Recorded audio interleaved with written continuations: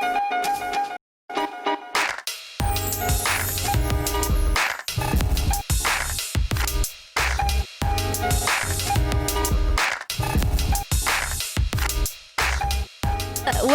back to this week's episode of Bubble Radio. Today I'm connected with powerlifting coach, athlete, licensed physical therapist assistant Michael Pyon, who runs School of Mikey-P, which is an online coaching platform, a successfully growing number of outstanding athletes from national to an international level. Thank you for joining me today.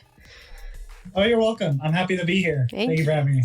And first of all, before we get into anything, I'm very curious to know how the coronavirus situation is going in your state. I know you live in Texas. How is that going right now as of January?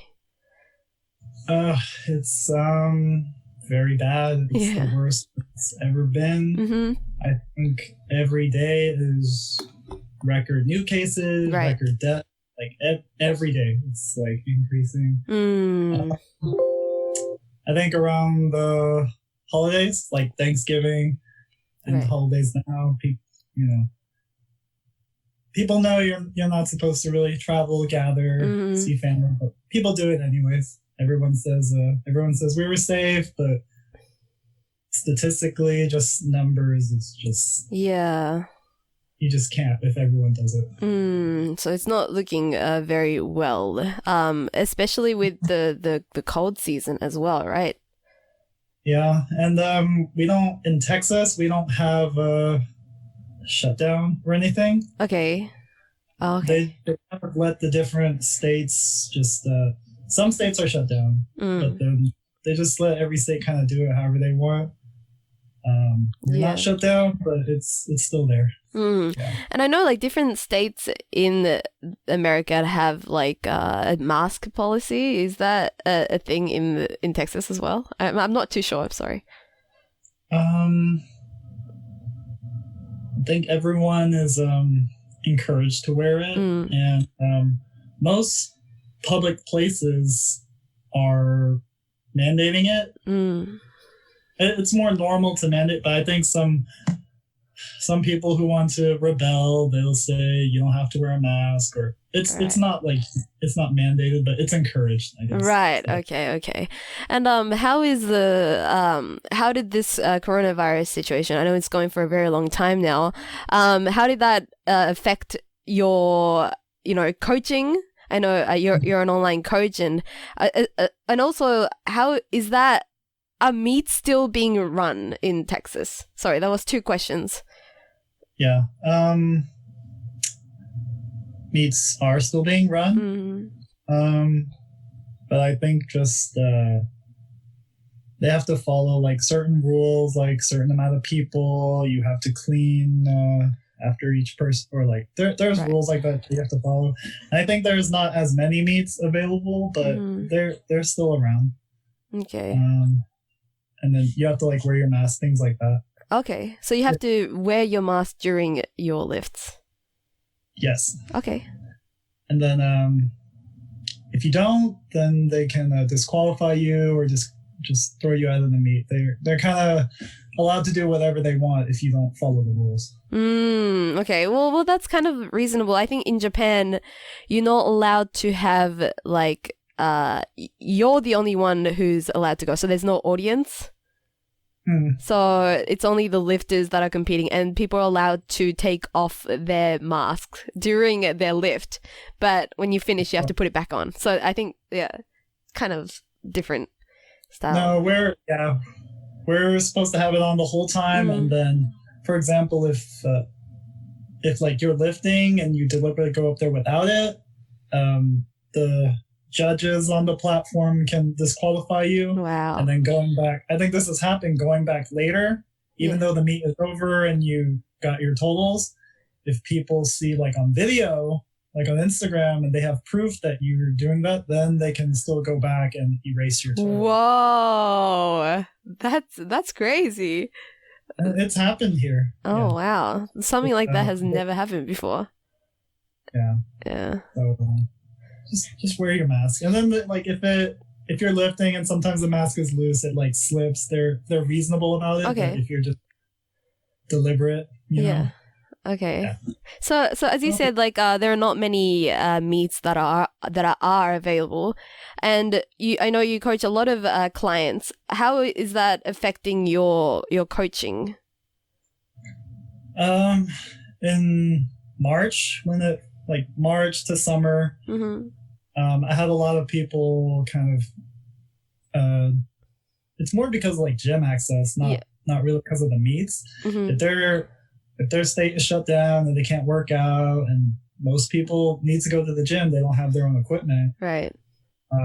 They say I either have to pause or they have to just go, do home workouts, like do push-ups at home. Yeah.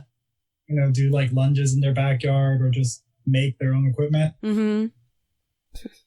So from like March to summer, I had a lot of people going like in and out, back and forth. Right. But since the summer, for most of my clients are in this state, Texas. So Texas has just been open since May, I think. And so gyms have opened up. From then, it started getting back to normal numbers for me. And meets started picking up too. So right. There was just a little dip during those few months, but for the most part, I've been okay. I know it's a lot of people, but I think I've been very fortunate. Right. So, how challenging has it been, guiding people back into training after, having a few months off? As you said, people can't go to the gym, so they're doing home workouts. But I'm guessing that home workouts aren't as obviously as effective as going to the gym. And something like this has never, happened before. Has it been challenging for you, like guiding people back into training? Honestly, no, because I've done coaching for so long. I've been through not this kind of COVID experience exactly, but, throughout my career, there are times when people, they're going out of the country for a month or two, or they just have like, they're busy studying for med school, applying for med school, just things like that, or they're traveling, or they just compete at nationals. They want to take a break. And so I've been through situations where people take time off and then they're kind of out of shape or rusty, and then we got to kind of start fresh again. It's not a big deal. Just my biggest advice is like, don't expect yourself to be at the same level you were at before. Of course, and just be very patient with yourself. Just take the time to start easy and then slowly build up. And, already physically challenging as it is, as you mentioned, I think like people's motivations towards getting back into the gym must also drop, or like not being as strong as you were back before shutdown must be very discouraging for a lot of people, including myself. Have you seen that amongst your clients as well? I think it can go both ways, actually. You can be discouraged that you lost the progress and then just kind of, just be sad about that. Yeah. But there's also people who are just waiting. Every day they check the news to see, is my gym open yet? Is the lockdown done yet? And they're even more motivated to come back, and they feel like, because of the time loss, they feel like, okay, I really have to make it up. And this time I really can't. I mean, I just got to make every little bit more efficient. So it's worked. I've seen both ways. It depends on how you take it, I guess, of the situation. Very important. It makes such a big difference too, right? Yeah. Like when you do get back into training. And what about your training? How has that gone during a shutdown and after shutdown? Yeah, and again, for me, during that March to summertime, I wasn't able to go to the gym, and the only equipment I own is I own 2 barbells. Okay. I don't own any weights. And it was that time trying to like order weights and buy weights. It was impossible. You couldn't buy, even if you wanted to pay like double or triple the normal price, it was just the supply was not there. Oh, so because people were also thinking about the same thing. Okay. Everyone else was buying it, and then there are some people who like jumped on early and bought a bunch of equipment to sell back for like double, triple price. And I was willing to pay because for me, this is for my business. It's like, I'm more invested in this than just like the typical person. Yeah. But even if I was willing to pay, it was just not there. I couldn't find it anywhere. Okay.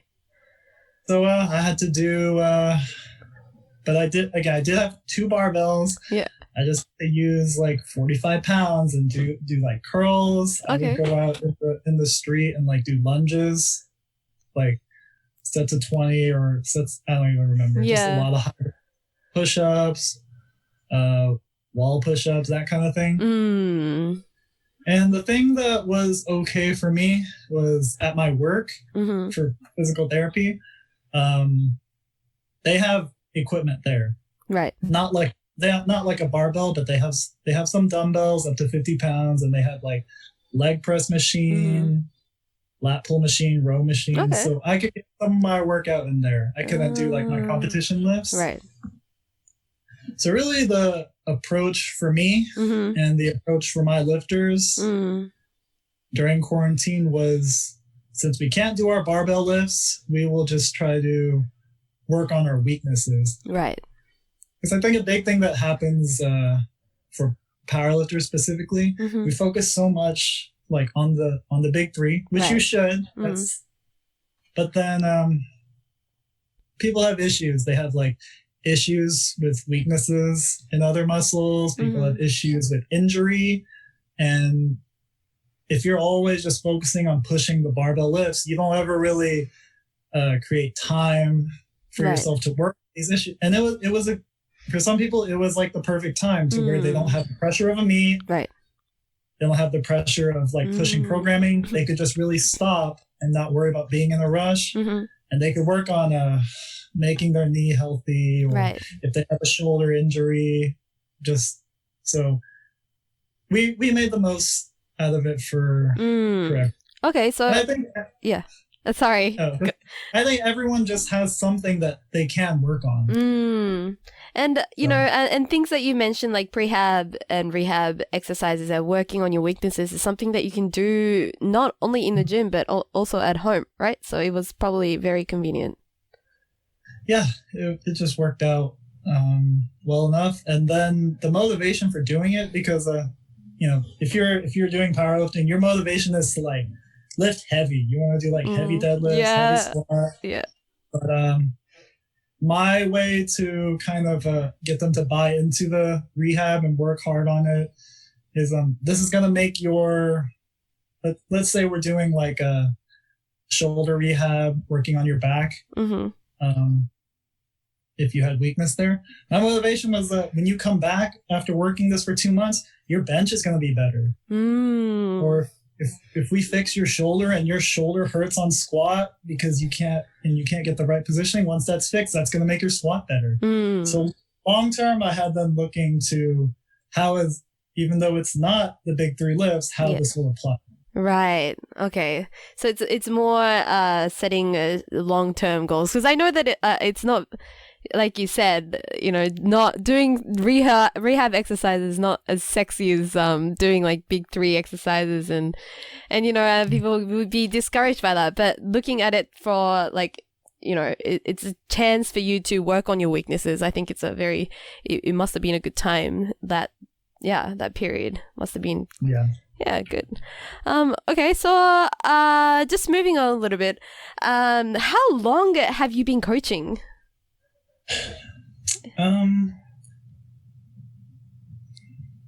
It's hard to say because it's kind of a gradual process, because I started as an athlete in high school,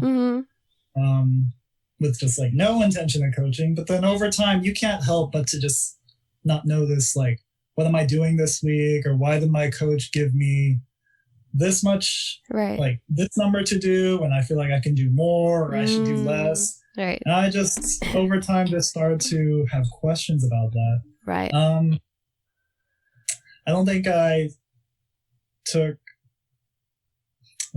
think during the way I would just kind of help my teammates, like intermittently just jump in. never really take on the full responsibility of I am your coach, I'm gonna handle all. Just jump in like, hey, if you're doing bad on squat, like you can adjust this, try this, and help me like that. I was more like a good teammate. Right. Yeah. But I think I really started just taking on the programming, doing the full responsibility as coach. Let's say like 2015. 2015. Okay. It's about 5 years ago. Okay. And I think it's very interesting how you, when you were an athlete back in school, how you thought you would be given something by your coach, and then you think like, why is he giving me these kind of numbers? I don't think a lot of people think about it like that. I don't know. Maybe that, I feel like that characteristic would be like why you are very fitted for a coach. I don't know. Yeah, and I think again, it's like the motivation thing. People can vary depending on their personalities. I think I'm just the type where, also because I wanted to pursue physical therapy and know about exercise and the human body. I just wanted to understand more like what was going on. Like, if I'm doing like overhead press, why am I doing overhead press? Right. Like, that's not a comp lift. Why can I just not bench press all the time? Because I hated doing like overhead press, for example. Yeah. And I really like doing bench press. And I just ask these questions like, why do I have to do like rows, like work my back? What does that ever do? And just questions like that. And then questions about like, I could do more, like, I feel like I could do more on my lifts. I feel like I could go heavier. And the coach says, no, don't go heavier. I just had a ton of questions. So yeah. I just started observing, and over the years, just like learning on my own, reading stuff online, reading books. And as I got more advanced in like my physical therapy career too, learning anatomy, learning the human body. Yep. Everything just kind of slowly came together on top of like the experience too. Okay. As a lifter. Yeah, and like 5 years of coaching, a lot of things, you must have learned a lot of things as well. What is one of the most rewarding thing as being a coach? Oh, most rewarding thing is when I get a new lifter, I always because people come to you for different reasons. Some people want to come to you because they want to be competitive, they want to be national champion, they want to go to the world, be a world champion, but that's not everyone's goal. I don't think that's even majority of people's goal. I think some people want to lose weight. I think a lot of people, their goal is I just want to do the best that I can. Right. I just want to maximize what I have. But I don't ever assume that I know what's best for you. So I always have this talk with someone before I start, and I say, what are your goals? Short-term, long-term? And then they'll tell me, I want to put 100 pounds on my squat, or I want to be national champion. Right. But the most,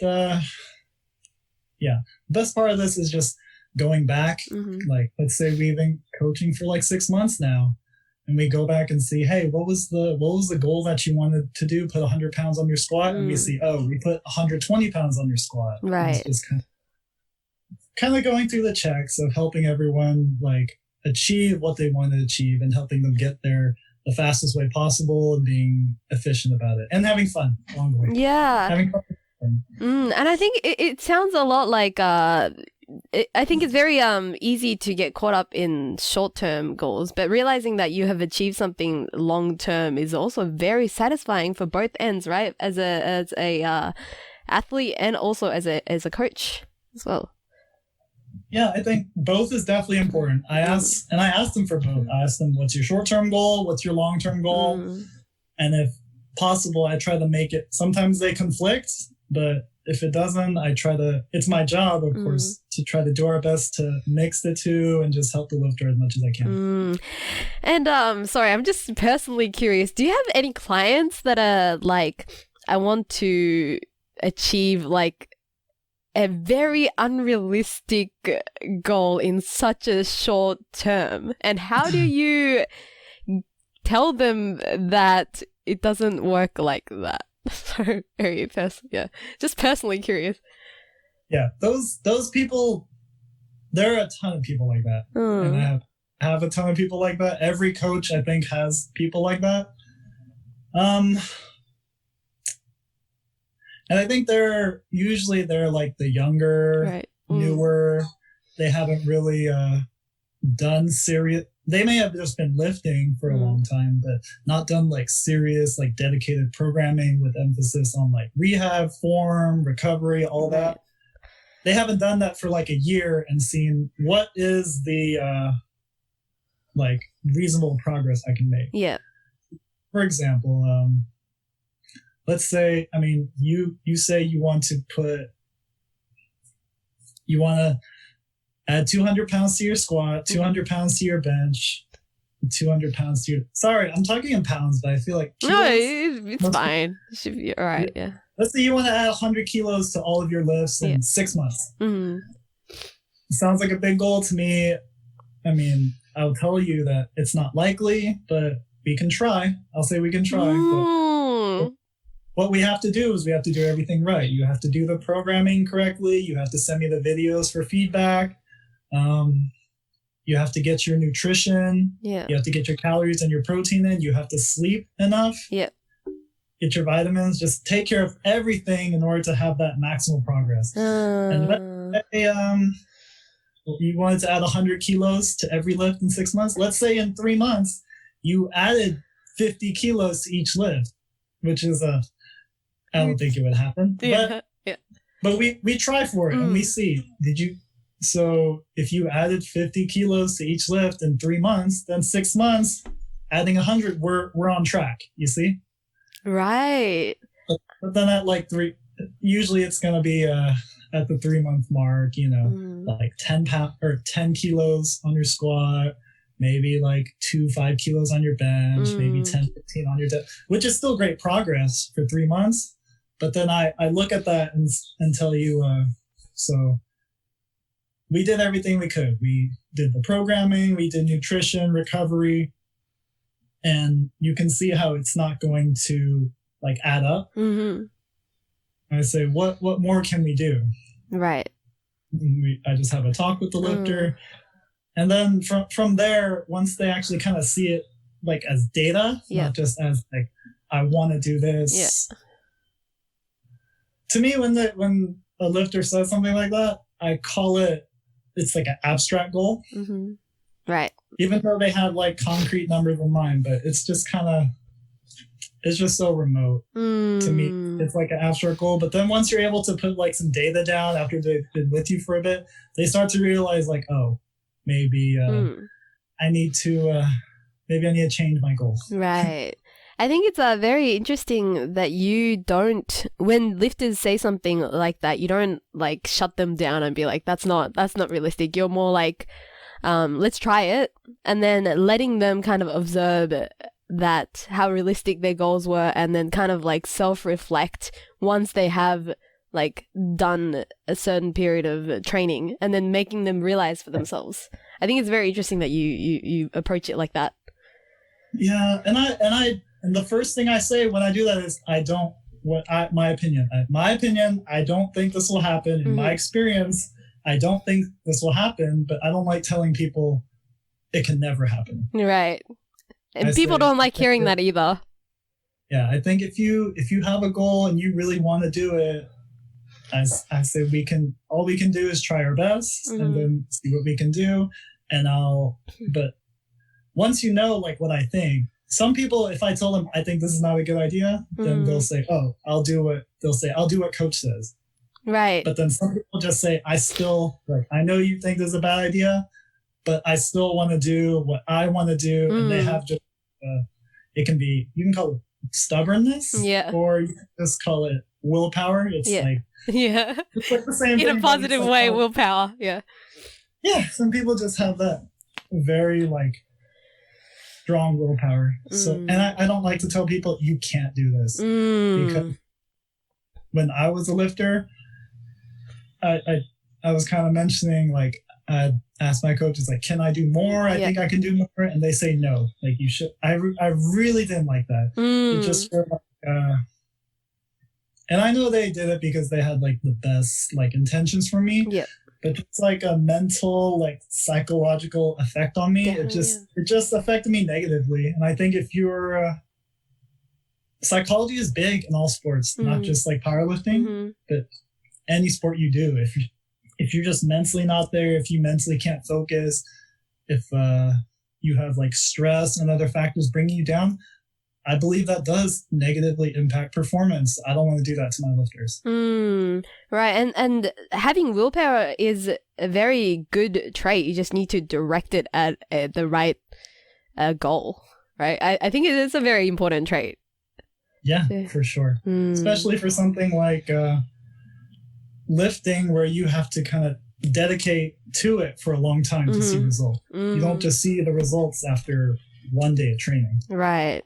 You have to do it for months, years. It's long term. And I'm also curious to know, speaking about this topic, I know you have coached a lot of national and international level athletes. What are some characteristics that successful lifters have in common?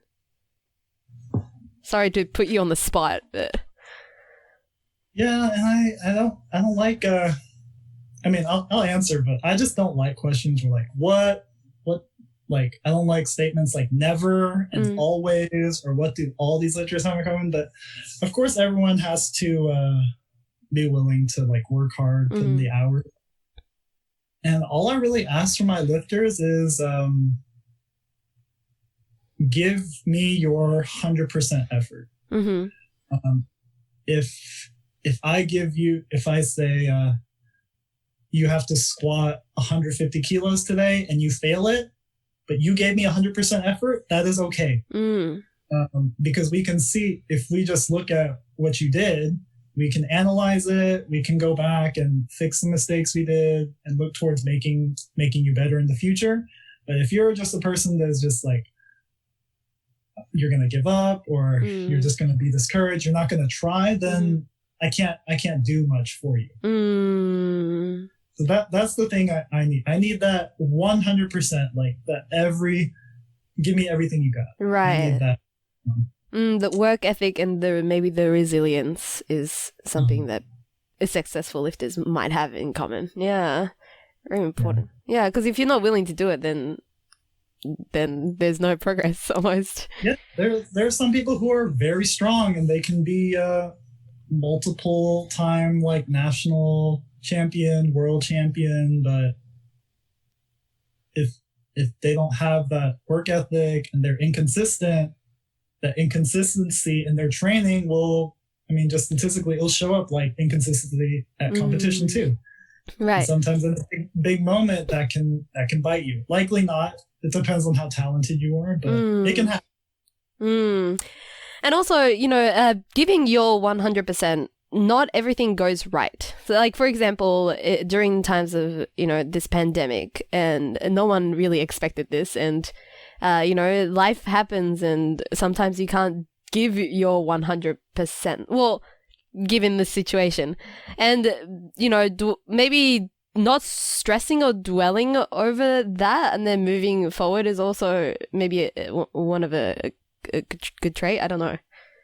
Yeah, you got to be willing to adapt. You got to be versatile.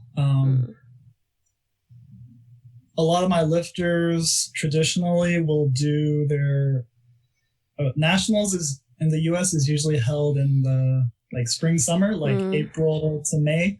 But then before that, every year I'll have everyone do like a pre-nationals meet around winter. Okay. About 4 to 5, 6 months before, so that we can put them in a competitive environment and push them and see where their weaknesses are, where they start to break down. Right. Okay. So we have like 4 or 6 months more to work on it before real nationals. So they peak before nationals to see, at their own gym doing competition, like wearing singlets and everything like that? Well, it'll be two separate. So it's like the winter competition, and it'll be the summer national competitions. So we just go through it, the big cycle twice. Okay. So that they'll have gone through it one time at least before going into their competition. But sometimes when we have the winter competition, because like holidays and like school finals for a lot of and I have a lot of students that I coach, especially the students, they have issues if they're cutting, for example. Like Thanksgiving is big here. I don't know if Thanksgiving is big in Japan. No, it's not. No. Yeah, it's an American. But Thanksgiving is just like where in November you come home and you just eat a lot. Eat a lot, like, yeah, you eat a lot that day, and then you have a ton of leftovers for like 2-3 days. You eat a lot, and just like food and just do nothing else. But if you're cutting, you're dieting for your meat, that becomes a problem. You have to be disciplined. And people get get questions. They're like, "Can I eat this?" And I say, technically you shouldn't, but if you do, we'll just have to diet harder in the next week. Right. So we gotta adapt and make it up somehow. So again, I don't like telling people no. I'll just say like, it's not the best idea, but you can if you want. Just get ready to make it up. So it's like things like that. If they have the holidays coming up, or if they have finals and they miss a training day, you gotta make it up, or like you gotta do something. You gotta be flexible, able to change. God, like not being able to eat on Thanksgiving must be a huge like self-discipline. Yeah, it really is torture, but for people like that, I usually try to have them do their competition before. Maybe I try to foresee this is going to happen, or some lifters, again, they have that very strong willpower and they don't care. They're like, oh, I'll just eat my chicken and rice. Yeah. And then tell you after the fact. I'll just watch. I'll wait 2 months until after the competition, and I'll eat after I come. And I'm like, okay. So yeah, it just depends. Right. Now I just want to get more into the specific of the coaching, your coaching side. I mentioned earlier that you run a school of Mikey-P, and for those who may not know what that is, can you give me like a brief like description? What kind of training is it, and also like is it international group or? Yeah. So I went to school at University of Texas at Austin. I was on the powerlifting team there for college. I was very involved. Like I was an officer and I was a lifter. And I kind of said earlier, like I just started as a lifter and we already had a coach, but every now and then I would just like jump in and help, just be a good teammate. Right. Then near my senior year, our coach just left. He had I don't really know the details. He just left to another state, and we were just kind of left to fend for ourselves. Wow. So, and I was a senior then, and it's kind of upon the older team members, I guess, if something like that happens, I guess. Seniors are, okay, I guess we're the coaches now. Wow. We're also the coaches. So we're kind of forced into it, but it's not like we weren't ready. Because all of us, we cared a lot about the sport. We like observe what's going on. We pay attention. So it was a pretty smooth transition. And the fact that you were curious about a lot of things that he was already doing must have helped you when he left as well. Yeah. And then just kind of from there, because the coach is just gone and I'm the coach and I have these group of lifters that I'm directly responsible for. I guess that's where the coaching and that slowly, I had, at the time, I didn't have any intention of like, 5 years down the line, I'm going to have this coaching group, online Instagram, like school Mikey-P, that I'm going to sell t-shirts and make money. Like I had no intention of that. I was just trying to help my teammates, but it kind of just grew over time into what it is today. Wow. And you have Japanese athletes as well, right? Yeah. I have people from those like It's mostly like in Texas and in the US, but I have some people just like all over the world. As you got people in like Puerto Rico, some people from like India, some people Japan. So it's just kind of spread out. But in terms of like the actual program, it's kind of complex. But Okay. I think for the most part, I have like the phases broken down into like competition programming and like off-season programming. And during competition, the focus is to highlight your strengths. Right. Okay. And that's what like a peak is for, just to be good at like the competition, like 1 rep max squat, 1 rep max bench.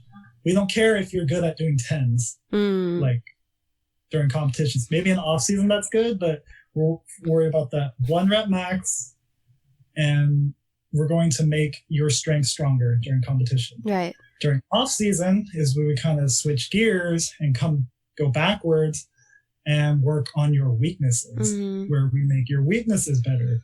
And if your strengths we kind of neglect your strengths, because my philosophy is they're already strong, they will be strong.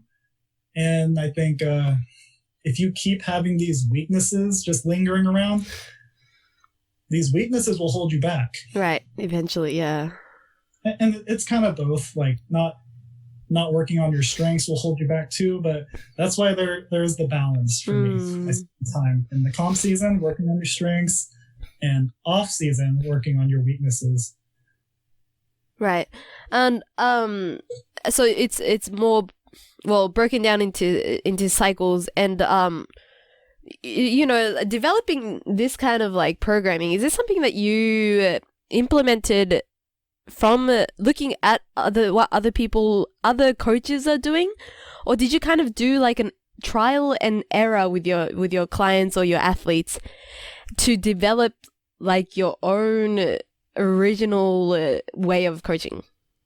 Right. So I think every lifter and every coach has a blend of influences over whether they learn from like their own high school coach or they hired a powerlifting coach. And I think it's if you have like a big time powerlifting coach and you have a lifter that's under a big time powerlifting coach, and you go under that lifter, you're expecting that it will mimic what his coach is doing because that's what has worked for them and that's the system that they're used to. But for me, I've been lifting kind of in powerlifting for like 13 years, and I've seen multiple coaches throughout the time. Right. My style is blended just like multiple. I think, but the main influencer for me is Josh Bryant or Jailhouse Strong. He's the coach that he's like the big bench press coach right now. If you know, like heard of like Julius Maddox. Okay, yeah. The guy who was on ESPN and he was gonna do like an 800 raw bench press. He didn't get it, but yeah, he's just. I guess that's my main influence. But over the years, I've just learned from a lot of people. And so I wouldn't say it's like, it kind of is trial and error. Right. But it is kind of like just a mix of what I've taken from the best parts of my experience. So picking out what works for you and other athletes from different coaches, and then blending that all together to create your own kind of style. Yeah, and it's kind of again, it's not so. I wish I could put it simply, but it's not so simple because I also combine like, you know, I've talked about like how I think psychology is important. That mental energy, and then I also have a nutrition degree, so I implement that. Right. Okay. I also have my physical therapy degree, and I emphasize rehab and moving correctly and proper like body mechanics. And I don't think a lot of coaches combine all of that with as much emphasis as me either. Right. So I think it's very unique. So you have knowledge from all like different perspectives other than, strength training. So implementing that as well. And what else can you say that is like, this is my way of coaching. Like, this is original. Like, this is my thing. Do you have anything like that?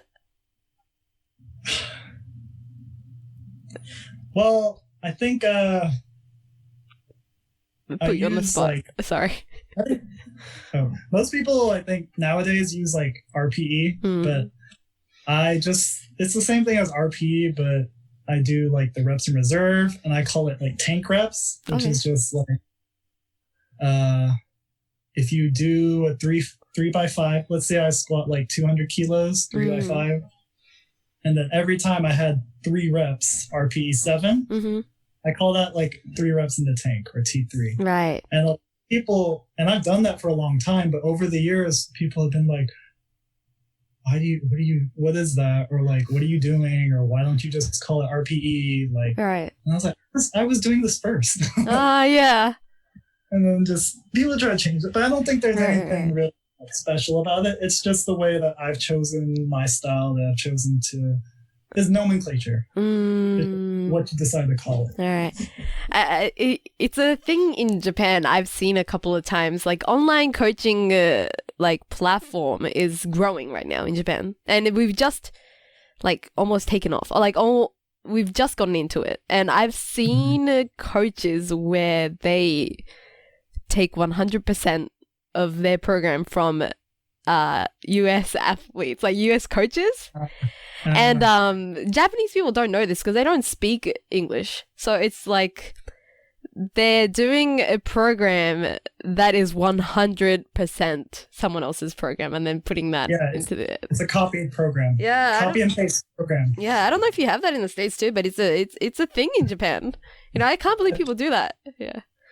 I think if you have online coaching and if you send the workout, there will be people who try to sell it, and they'll change the color or change a number here and there, but that will always be a thing. And that used to bother me. But I think over time, because if I give you a workout program, I made that for you because that's going to...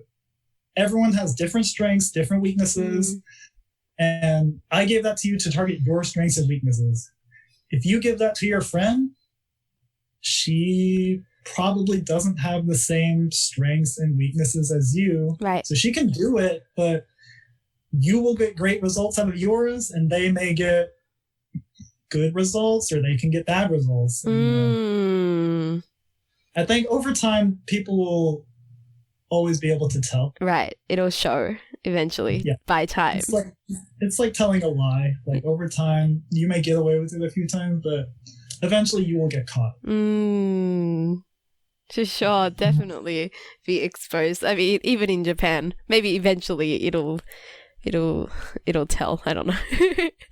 And also, let's talk about, training injuries. As we have already discussed, you deal with a lot of clients as well as you being a physical therapist, and I think it's almost inevitable, correct me if I'm wrong, inevitable that you will have to deal with some form of injury, whether that be minor or a big injury, if you're dealing with a lot of clients for such a long time.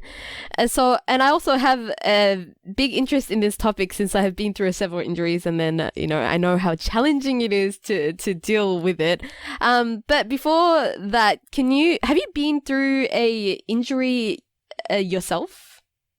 Oh, I've had many injuries over the years. Right. I think my most recent big injury was this right shoulder. It had been hurting. It hurts a little bit even to this day, even though that was 2 years ago. Oh. But it's like 95% now. But it was at like it took me 6 months to get to 50% strength in this shoulder. Damn. So it's still bothering. It's kind of a 2-year injury now. Did you do it during your lifts, or was it something that developed over time? It was in off season, because I have an issue with my grip, I was doing like a strongman, you know what like a farmer's carry is? Yeah. The strongman where they carry the weight. Yeah. So I was carrying the weights because I was wanting to work my grip, and I'm in off season, so that's one of my weaknesses. Yeah. And then because it was, you take the weight and you walk with it, I think the way I was swinging the weight, it pulled too much this way. Oh, wow. Okay. I think I just wanted to focus, and it pulled too much this way, and then it just kind of messed up my shoulder. But I'm okay now. It was rough for a little bit. I thought, maybe do I need to get surgery? But I just stayed like diligent to my rehab. I stayed patient. I kind of just thought, if I was my lifter, what would I tell them to do? And just kind of stay with it. And I'm good now. I'm kind of worried because other people must do the same as well, you know, doing that exercise. It's a very easy mistake to make. I don't know. Yeah, if you're trying to push yourself to be your best, I think, you're just going to have injuries every now and then. It may not be a big injury, but you'll have small tweaks, and I think that's kind of normal. You just have to kind of be smart about dealing with it. Right. If you're injured, don't try to keep pushing like you don't have the injury. You have to like back off and rest, and then maybe sometimes it can get better without any treatment, or sometimes you may have to go see the doctor and go get professional help. It kind of depends. Okay, so you had your shoulder injury. Do you have any other injuries? I have like low back tweaks every now and then. Sometimes my knee hurts. But I think that's very typical for a lot of people. I think for the most part, I'm actually probably like top 1% of like being like injury free or like pain free, because I have like the background, and I usually can tell that, my shoulder is not good, like at an early stage. Right. And I fix it myself before I let it grow and become a big problem. And, like, people who don't have like the background like me, they just don't know. They don't know what to do. They don't know, is this normal like training soreness, or is this like bad where I need to see the doctor? And sometimes I think they just kind of let it delay and just like the biggest. But I don't let it get to that. So I think I just take very good care of myself. Right. I try to be smart with my body, and I think luckily I'm just healthy in general. So, right. I mean, you have the knowledge, but other people don't. Maybe your clients not all have like the knowledge like you do. And, you know, pain is subjective. So I think it's like, do you encourage your clients to tell you everything about the discomforts and, you know, if they have discomfort in the shoulder, and so that you can prevent injuries? Or? Yes, I want to know. I want them to either tell me like through like a personal message, or I give them the workout sheets, and in the section with the comments they can write to it. But if you have a coach, it's like going to the doctor. You don't just go to the doctor and say everything's good, I'm healthy, give me my checkup and let me leave. If you have an issue, they need to know so they can help you. So with your coach too, if you have an issue, for example, you're feeling pain in your shoulder, or you're feeling pain in your low back, even if it's small, I need to know, so that because the kind of things that's you want to deal with it while it's smaller. You don't want to delay and let it grow into a big problem. Right? So listen to your body, whether that be small, and then report that to your coach. Yeah, very important. Yeah. And also, you know, I want to move into like getting back into the gym after your injuries.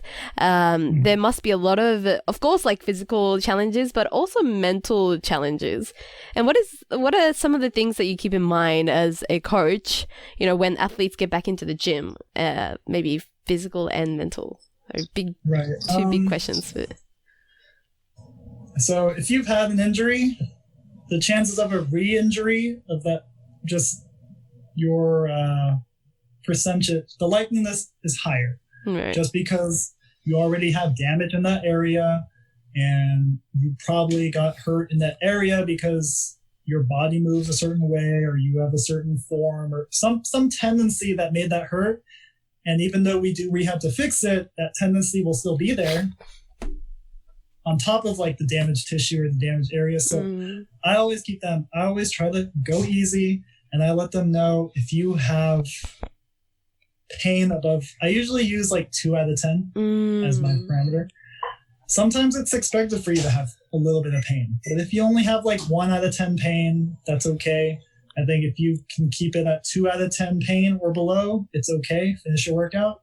So 0 being like no pain at all, and 10 being like unbearable pain? Is that how you explain it? Yeah. Okay. Yes. 10 is like worst pain imaginable. 0 is no pain. Okay. So as you go through your workout, if you get increasing pain, let's say you start at a 1, and then by set 2 and 3, it jumped up to a 3, 4, 5. Then I tell them that's a sign you need to stop. Right. Okay. You can see the trend that it's starting to get worse, and it's already damaged. You already have issues there, so we can't have that. We have to either stop, or we have to drop the weight, or we have to change something. Right. And every injury is different, but that's just kind of, from there it just kind of varies. Like some people drop the weight and it's okay. Some people drop the weight and it's so bad. And you just kind of have to communicate with your coach. The coach has to just kind of analyze and see like what's going on and make a move from there. So good communication with your coach, and also listening to your body, probably the key physical factors that are important. Yeah, and I think you have to listen to your body just a little more carefully when you're coming back from an injury. Well, what about psychologically? I mean, for me, I hurt my lower back twice already, and exactly the same. And it's when I was doing sumo deadlifts, and every time I sumo deadlift now, it's kind of like traumatizing. You know, it's I'm like, oh no, I'm gonna get the same pain again, and that would just cycle in my head, and things like that. You know, and there must be a lot of like psychological challenges being injured and then doing the same lift again, because you eventually have to do it, right? And what are some things that you do as a coach to help with that? So I'm very like I talk about like analyzing the data, analyzing the lift. I'm very like analytical about everything, and I'm analytical about the approach. First thing is we have to just figure out what is your root issue. Like, why does your back hurt on sumo deadlift? Is your form not right? Do you have weakness in your back stabilizers? Do you have weakness in your core stabilizer? Is there something wrong with your hip? Are you uneven? There's a lot of things we could be, and I haven't seen a video of you lift, but I would love to after this if you want my help. Hell yes. But, yeah. So I would just be like, let me see the video, and we gotta figure out what's wrong. We gotta figure out what's the root issue. Once we figure that out, then we just tackle the issue, address the root issue. Let's say you're getting this low back pain because your core stabilizers are weak. Then we take time off. I would take your sumo away because that's the thing that hurts you. I would take that away so you're not injured again. And I would spend like 3 to 6 weeks just building up your core, building up your rehab, and then I would start you off easy. I would say, if you have anxiety about it, I say, okay, we're just gonna go light. Yeah. Right? Yeah. We're gonna go light, we're gonna go easy, but I'll let you know that you're better off now. Your back that you had now is not the same back that you had 6 weeks ago. Because we did rehab to address it. So you just have a different body. In a sense. Yeah. And then just slowly build you up from there. Hopefully we don't have any more issues. And as I build you up slowly, usually that'll help build the confidence. Right. But then if you continue to have pain again, that tells me the job was incomplete. That means we may have to go slower, or we may have to back off and kind of spend more time on the rehab. And that's just kind of where my experience and of like working in physical therapy, that's where it's very helpful, especially with lifters coming back from injury. Okay, so pretty much pinpointing the problem that you got injured and then trying to work on your weaknesses and try to fix that problem, and then taking things slow, and while also verbally telling your athletes that, you know, we've worked on it, so it should be okay now, and then trying to encourage them in that way to get rid of that kind of like that trauma or that anxiety. All right. Yeah, because it's just, and yeah, like mentally it'll just be like it is like a traumatic event for you. But if we've worked on it, if that root issue is gone, just on paper, technically there's no reason why you should have the issue. Right. You may have a different issue, like issue somewhere else, but that issue, that should be addressed if we did the job properly. Right. Do you think it's like more likely to cause an injury before, like right before a meet? Like a psychological thing, because it's like I always attach myself to, you know, I've worked so hard. If I get injured now, then everything's just messed. And I don't know. Is there like a period of time where it's like psychologically easy, not psychologically easy, but like easier to get injured? I don't know.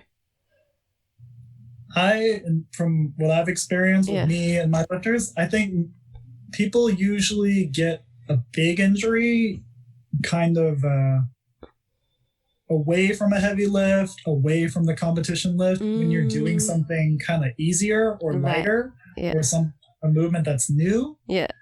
And you're kind of, you're not 100% focused. You're like, oh, this weight is light. Let's say it's like a 50% lift, and you're just warming up. Like, oh, I'm just doing my warm up. I'm just going to get through this. But you don't worry about doing everything right. You don't worry about your form. Yeah. You don't worry about how you're moving. You don't worry about your bracing. You just kind of do it to get over it, because you're underestimating this weight and you're thinking about the next weight or the heavy top weight that you have to do. Yeah. I think that's when most people actually kind of get hurt. So it's a psychological thing almost. Well, because you're not being mindful. I would say it's psychological, right. But I guess, yeah. It's more of a mental thing. You got to take everything seriously, from warm up to the heavyweight. No, I totally get it, because the first time I threw out my back was during back offs, and then the second time was during warm ups, and I didn't even have a belt on. Because it was so light. and that's like a mistake too. You like underestimated the weight. You said, this is lightweight. This is just warm up weight. I should wear a belt. I think you know that you should wear a belt, but for whatever reason, you were just in a hurry, or you were excited about the next weight. And you didn't wear a belt, and it kind of you paid for it. I think that's very, very common. Okay. It used to happen that way. You're not being mindful of the cues that you usually would be mindful of during heavy lifts. Yeah, you just don't take it seriously. I think when you're at like your 100% lift, I don't really see people getting injured when they're 100% lift, because I think they know that this is a serious weight. They know that this is dangerous. Right. So they kind of make sure their form, bracing, everything is correct. They make sure they have enough spotters. They make sure all the safeties are. You just do it because you take it very seriously. Right. I think I don't really see people get hurt. That's a very good tip. Like, be cautious of every movement, whether that be light weight or not. You know, I think people. I definitely didn't like. I definitely wasn't so mindful of it if it wasn't heavy, you know? Like warming up, I would think, you know, just warming up my body and, you know, seeing how I feel, never took it as like I would in a competition lift. Yeah, maybe a good advice there for listeners. Yeah, and so last few questions, you know, being an online coach, you don't get to work like, you know, like hands-on with your clients, and you know, dealing with the injury, your athletes dealing with injuries, how do you make sure that you are dealing with it in a correct way? Because, you know, the only information that you get is through their words, right? And you don't get to do like the checks and stuff like that. I don't know. How do you ensure that you're dealing with it in the right way? Yeah, and so they have the, I guess, written feedback on the program that they give me. Okay. And I will ask them for videos too. And it depends on what's going on. If I've known a lifter for a long time and they know what I want and I know that they can do the right thing, I won't really ask for videos if you don't want to send it. Okay. If you're busy or whatever. Because I kind of know that you're doing the right thing. Newer lifters, I will ask videos for everything. And depending on what happens, I'll say, okay, that was good. Next time, show me a front angle so I can look at your knees. Show me a side angle so I can look at your hips. And I guess it's a case-by-case thing, but I try to do, and I ask them to just send me the videos and so that I can find what I'm looking for. Right. Okay. But it is definitely a challenge not being there in person and hands-on showing them how to lift. I also have just like a library of, example videos that I say, if I want you to do a certain exercise, I want you to do it this way. And I'll send the sample video that's exactly how I want them to do it. So they have a guide. Right. But it's still tough. But I've just doing this for so long, I've kind of adjusted to working around it. Right. Okay, so pretty much like communication and actual visual communication is important too, not only speaking with, you know, only texting and on the phone. Yeah. And the videos I think are very important. Right. You can just tell me it was a very good set, or you can just tell me it moved very well, but I need to be able to see like on the video that your back is lined up correctly or your shoulders are moving right, or whatever I need to see. And that's just kind of a part of the skill that I acquired more from physical therapy school, because you do a lot of analyzing people. Right. Like you have someone squat, and if they have knee pain, you watch all these little biomechanical flaws and try to see what's the cause or causes of the pain, or it's not always pain. Sometimes it's just weakness or imbalance. So I think I have, it just turns out for me that I had the training and the tools to kind of get around this. And problem solving as well. But have there been any times where you're not sure of what the problem is? And what do you do in those situations? Have you had moments like that? I don't know. You try a lot of different things and then you still have no idea what the problem is, or you can't work around it. Have there been moments like that? I've honestly never had a problem that we were not able to fix eventually.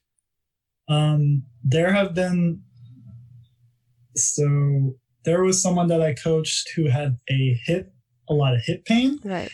And it took us over a year of trial and error, like, let's try this, see what happens. No, that didn't work. Let's try something else, see what happens. It took a year to fix their hip pain, but we eventually got it. I was kind of going down the list of observing them, going through going through the checks. But that's usually not the case. Usually, if I give people rehab and it's not like a big injury, if it's like just like a small tweak or strain, I expect them to feel better within 5 days to 3 weeks. Right. Okay.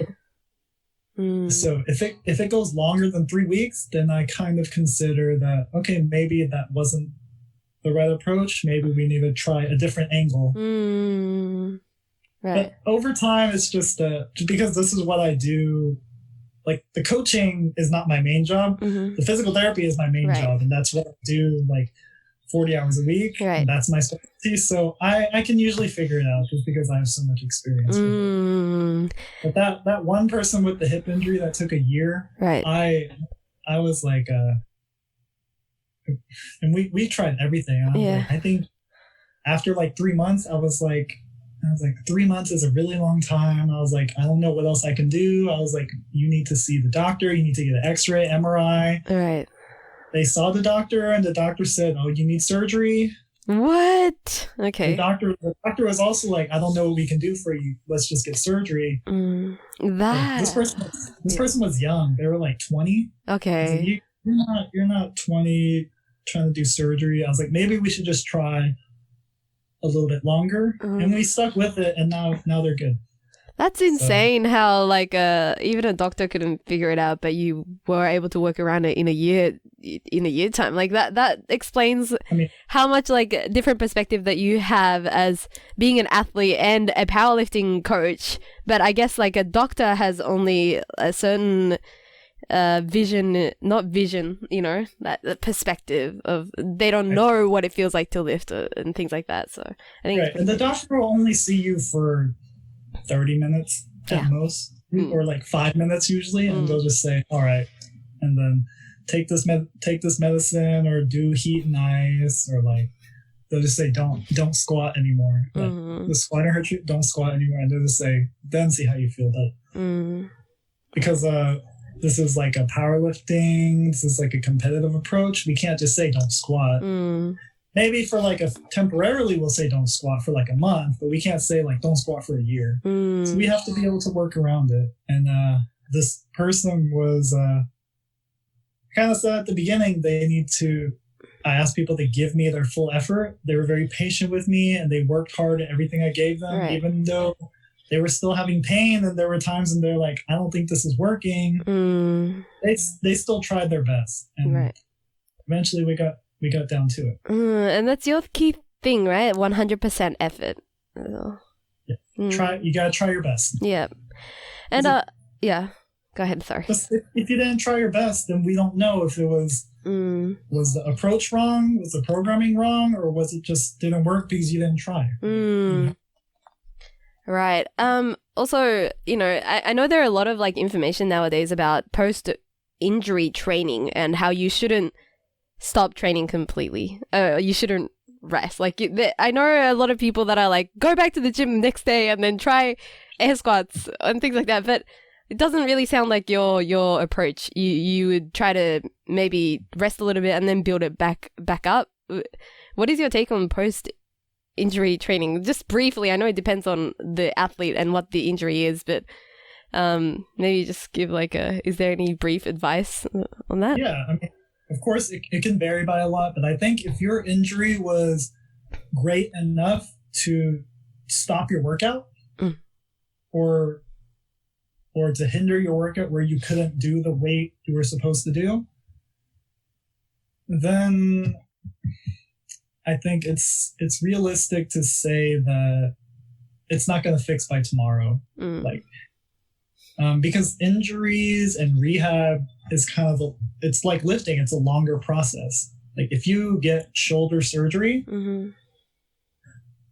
that process takes 12 to 18 months, so a year to a year and a half. Right. So rehab takes a long time. So, and like I said, my timeline for like a small injury is like 5 days to 3 weeks. Right.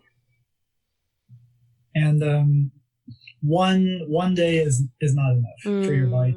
1 day is not even really enough to heal from your workout. You know, you do squats. Like you're not gonna go do squats again tomorrow. You need to take like 2-3 days before you squat again. Some people rest a full week before squatting.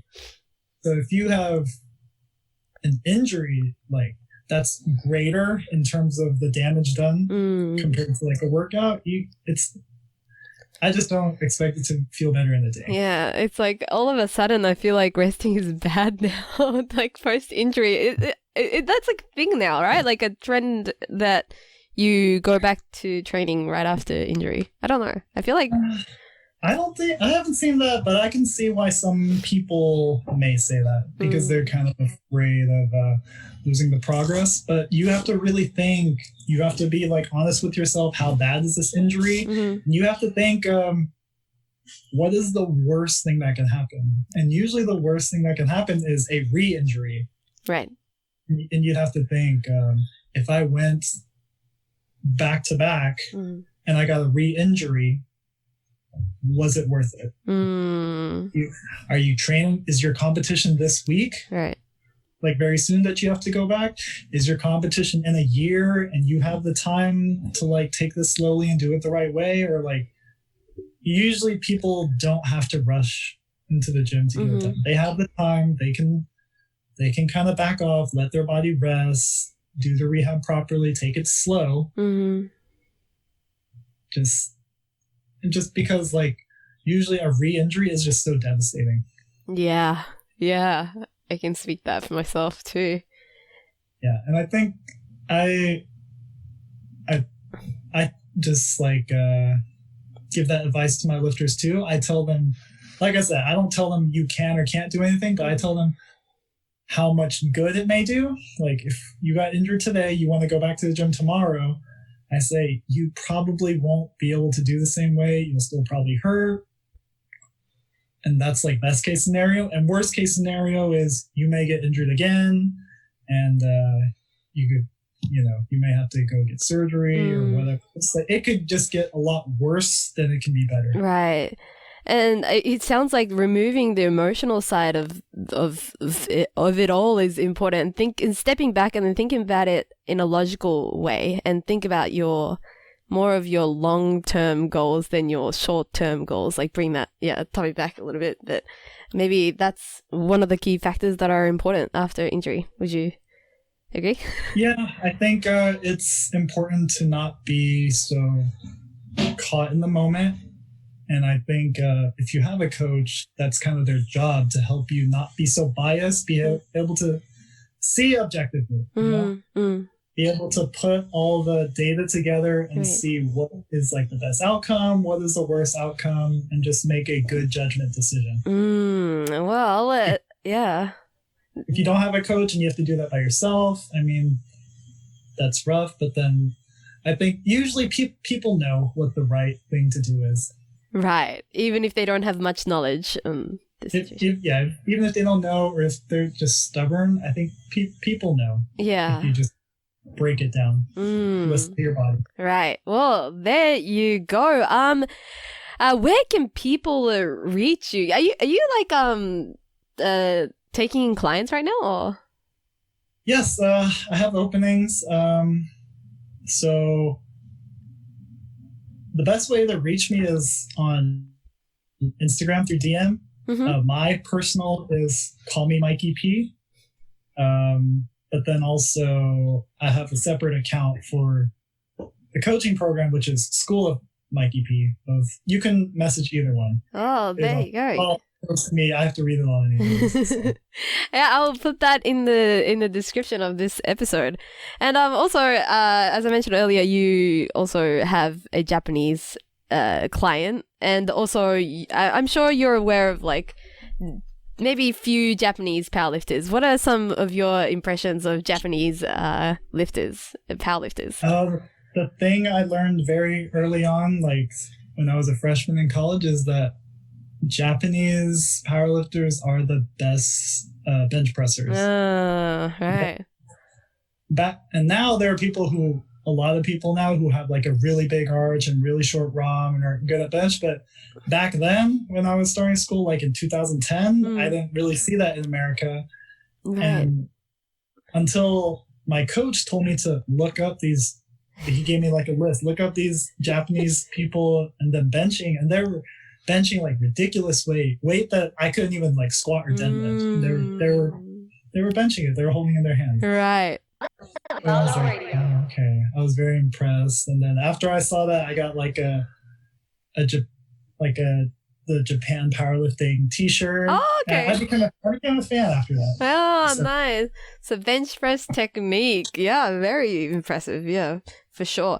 I think we will wrap it up just here. I don't know. Is there what are your goals with your coaching maybe this year?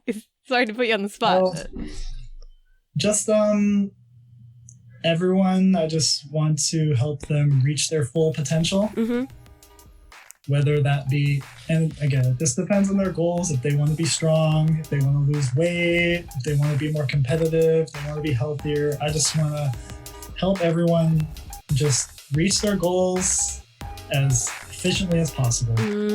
Well, there you go. Thank you so much for making the time to be on the show today. You're welcome. Thank you for having me. Thank you.